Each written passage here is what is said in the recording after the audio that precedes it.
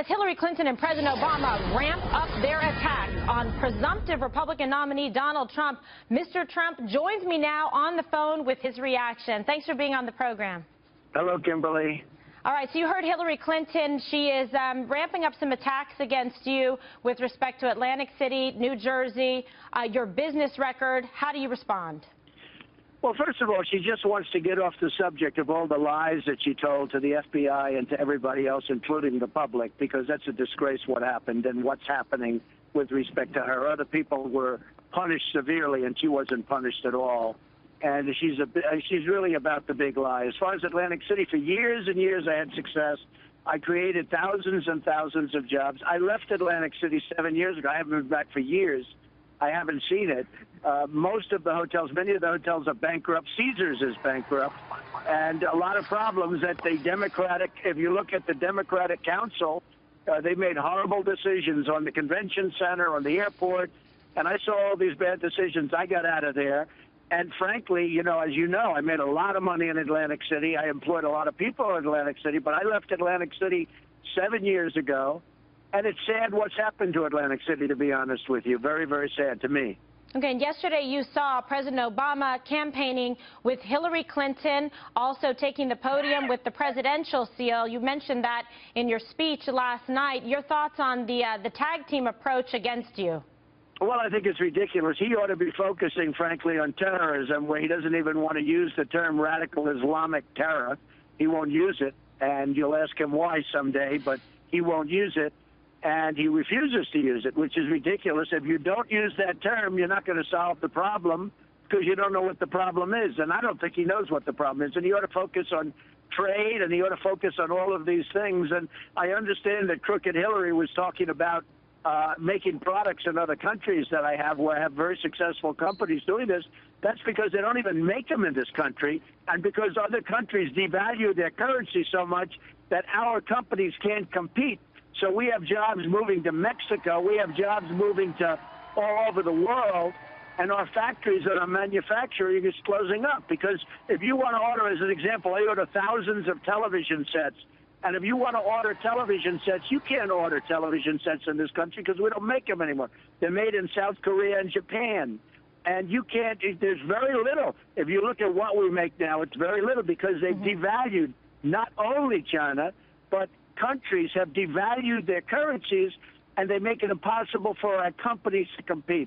So, frankly, every time I make a speech, oftentimes I mention that my ties aren't made here because it's very hard to get ties that are made here. You can't buy your product. It's very hard to buy product here because we have been outplayed by all of these countries that have just taken us to lunch because we're a bunch of babies. We have people that don't know what they're doing. Well, and yesterday also, the big news, of course, Director Comey not recommending criminal charges for Hillary Clinton's use of a private email server while she was Secretary of State. And you have been saying all along that the system is rigged. The system is totally rigged. She should have been treated very harshly, like General Petraeus, and many more, not just General Petraeus. He was treated very tough. But General Petraeus did nothing compared to her. And other people that were treated very, very harshly and severely, they did nothing, Kimberly, by comparison to what happened to I mean, you look at what she did and look at what they did, and she was so much worse the abuser of the system. And, the whole thing with the server and with cleaning off 30,000 tweets, 30,000 tweets. Nobody's ever heard of a thing like that.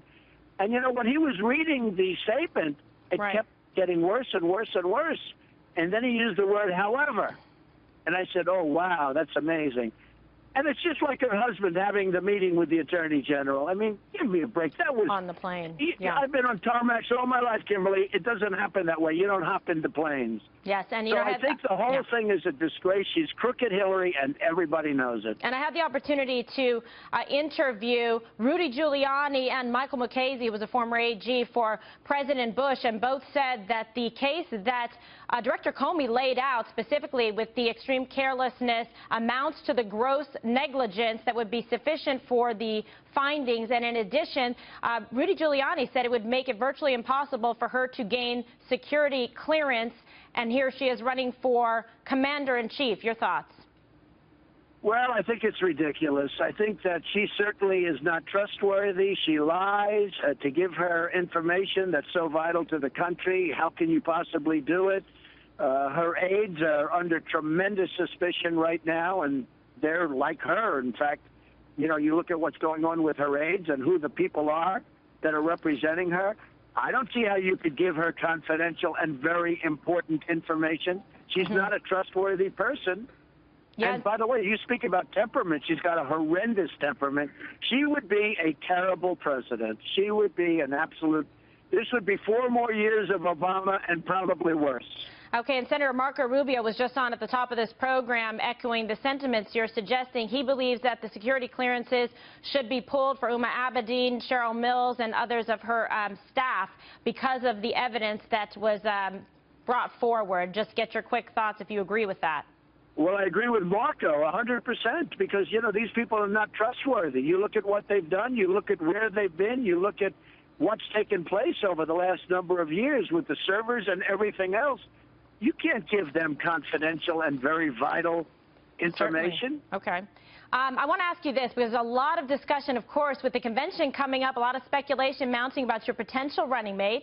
So some of the fantastic names here. We got former House Speaker Newt Gingrich. He's preparing to campaign with you in Ohio, I believe, later today.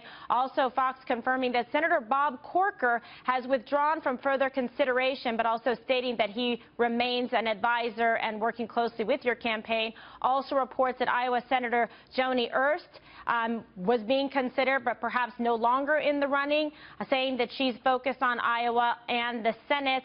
Of course, also other people mentioned, Governor Mike Pence and Governor Chris Christie. So your thoughts, and Jeff Sessions. Well, I'm actually looking at 10 people, and 3 or 4 called me up, very big names, Senate and governors and all, and they want to be considered, and we're looking very, very strongly. I met with Joni. She's terrific and very supportive, and as you know, Bob was with me yesterday, and he told me everything that he really would like to do, and Bob is a terrific guy. We spent the day yesterday, and it's an honor, and they're very supportive, and I'm very supportive of them.